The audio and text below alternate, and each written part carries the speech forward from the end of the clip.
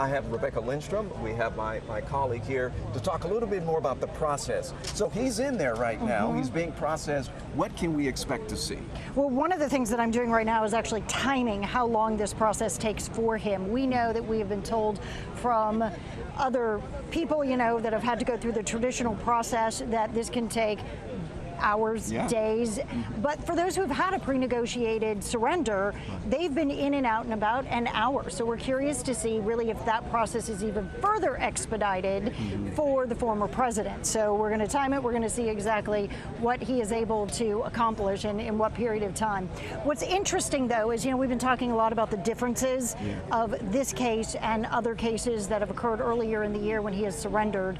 And we know that in April, when he surrendered in New York, that community got rid of bail for non-violent offenses, so there was no bail in that case. And then when he surrendered in June in Miami as well as in D.C., in those cases he was allowed to leave with a signature bond. So essentially, signing a piece of paper saying, I promise I will return when I am needed to appear at court hearings.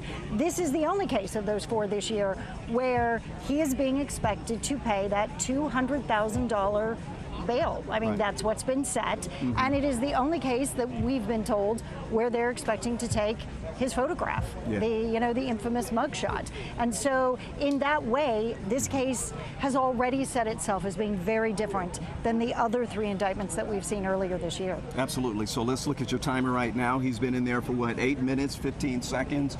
And I would suppose that the Secret Service, they don't want to waste any time. And Joe Ripley talked about this. It's all about keeping the president safe, or the former president safe. I don't care if it's former President Barack Obama, former President Jimmy Carter, or even same rules. The Secret Service, their mission is to get him in there and get him out safely and get him on to his next agenda. So when you look at this, 8 minutes so far, a little bit more than 8 minutes. I would think that he will be out here shortly. What do you think will happen after that? I mean, is it over for him as far as the process as he's waiting for the next step? So we do know that in some cases they do a medical questionnaire. It's probably unlikely that he is having to do that in this case. I mean, for viewers who are not as familiar with the process, that normally takes place because, if someone does have to stay, they don't get bail. They want to know if there's any medical conditions that they're going to need to attend to.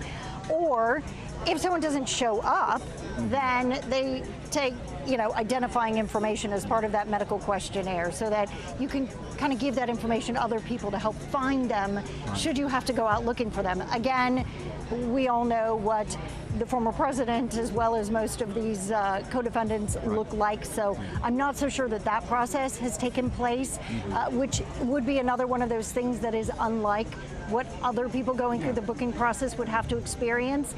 But from the analysts that we've been able to talk with, people who've gone through other high-profile cases, of course, nothing quite like this one, they, as we even saw in the video, I think it was pretty clear that they have cleared that area, that Mr. Trump is waiting in an area for that bail bond process to be cleared to take place.